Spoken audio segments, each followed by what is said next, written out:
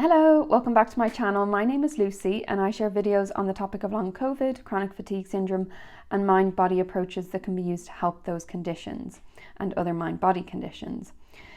I also offer coaching to people who are interested in using a mind-body approach for their recovery. So today's video, I wanted to answer the question, does everyone need to do trauma work or dig up repressed emotions to get better from a mind-body condition?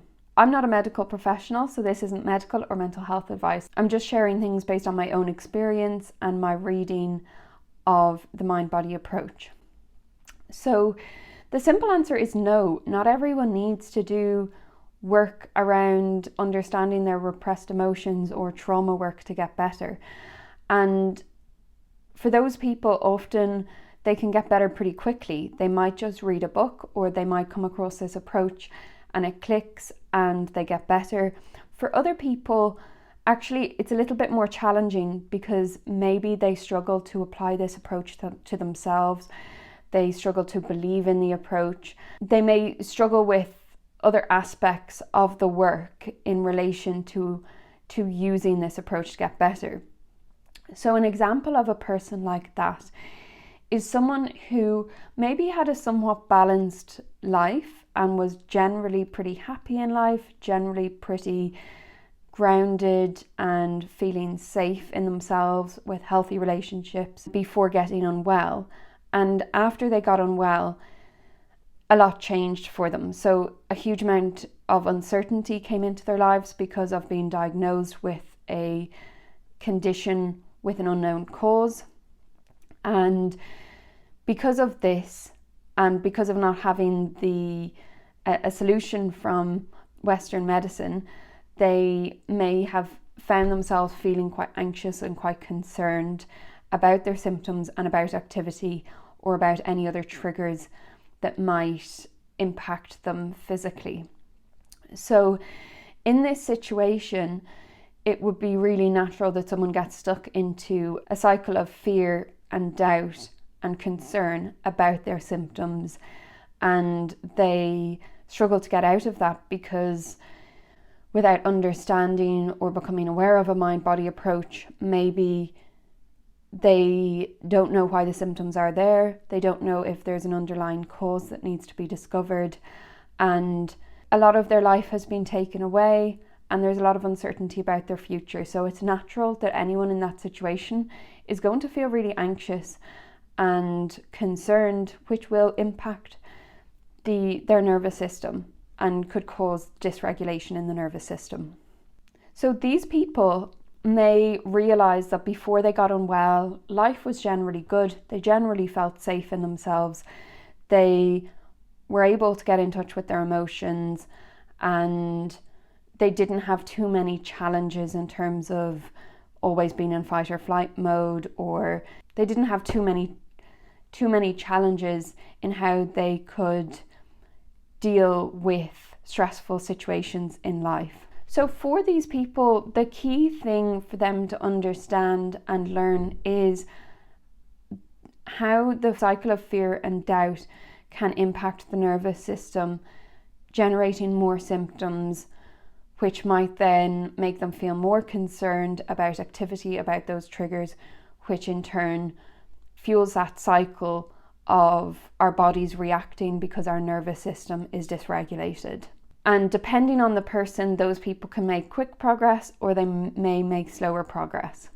For other people, they may actually be really aware of traumas they've had in the past. So they may have gotten unwell straight after a traumatic event, or they may be aware of trauma that they've had during their childhood.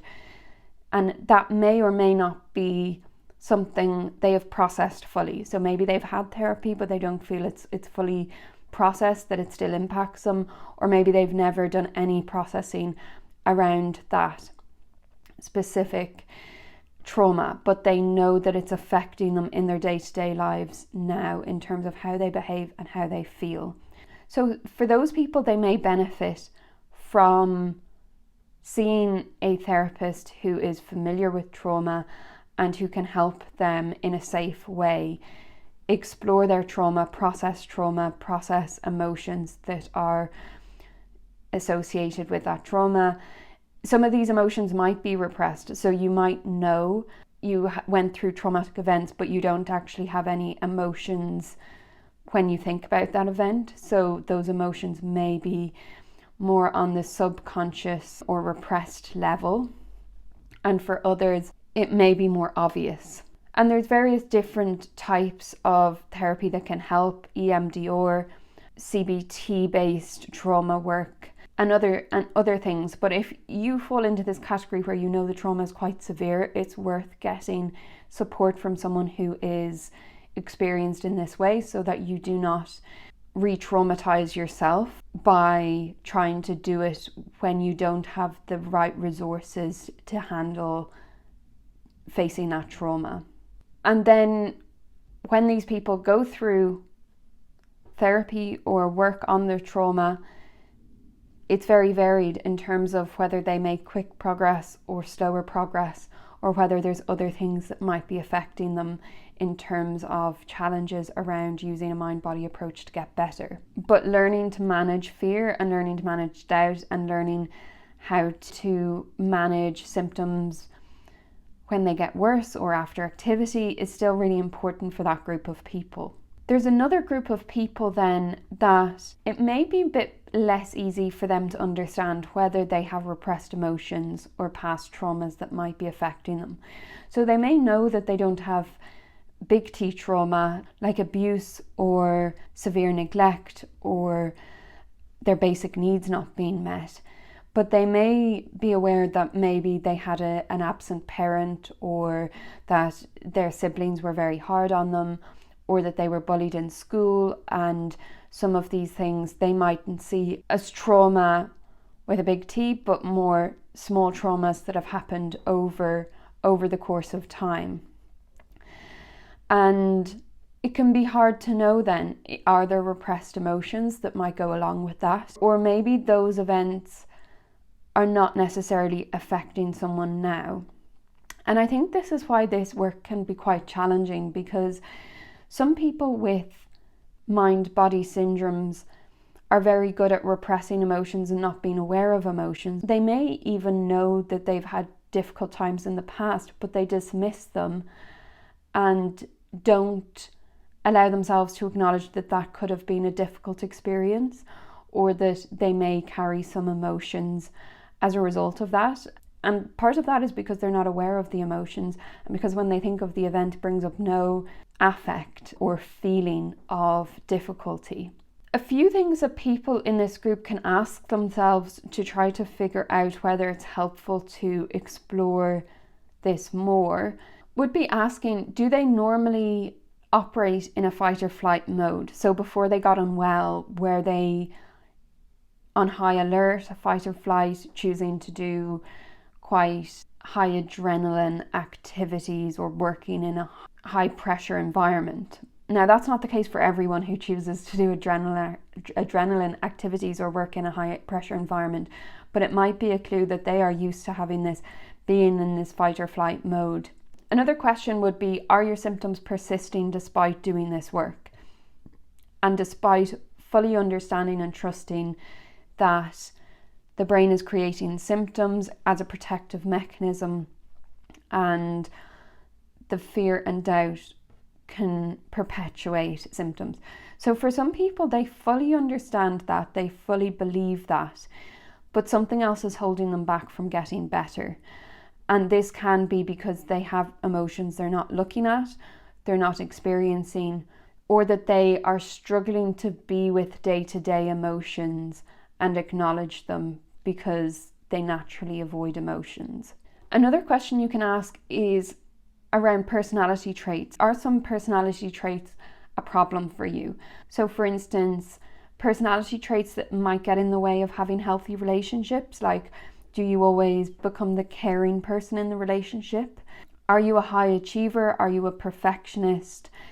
And there's different levels, this is a spectrum, and it's not to say that there's something wrong with having these personality traits, but if these personality traits are potentially causing you challenges in life, And if they're something you really strongly identify with, then there is a chance that is a protective mechanism in some way, and you may have other psychological causes for symptoms being created, like repressed emotions or small t traumas that are still impacting you now. Another question is whether you still have symptoms and you've tried a lot of things, and this is an area you haven't explored yet, and you really do want to get fully better. Then this is worth exploring, even though it's challenging. If you can find the right support to do it, it can be really rewarding and helpful in uncovering things that might be there and get in the way of progress. So the other thing to consider is that some people have used this mind-body approach for their symptoms or for TMS, which is what John Sarno referred to the mind-body syndrome as, and it worked and they got better. But then a few years later, they found themselves unwell again. And the first time around, they didn't do the emotional work, or they didn't explore whether there were repressed emotions. So now they are learning to do that work, because what they tried before isn't working again this time. My perspective on it is that it's very much a spectrum, and different people will have different levels of repressed emotions or levels of trauma that might be affecting them now. And it depends how much you actually want to engage in this and do this work. And also, if it's something you're interested in, even if your symptoms reduce, it might be worth doing this self-reflection so that in the future you have more knowledge about yourself, and it may help prevent symptoms in the future. And it may help you in other areas in life. It may help you with relationships. It may help you live a more balanced life so that you're not constantly feeling like you need to be perfect in every way, or achieve in many different things, or say yes to everyone all of the time. I think there's utility in learning these skills, even if your symptoms have already reduced. So if you found this video helpful, please like and subscribe. If you would like to join my Facebook group or follow me on Instagram, there are links in the description below. I offer coaching for people who are interested in applying a mind-body approach to their recovery. And there's a link to my website and a link to booking a call with me in the description. Thank you for watching, and I will see you in the next video.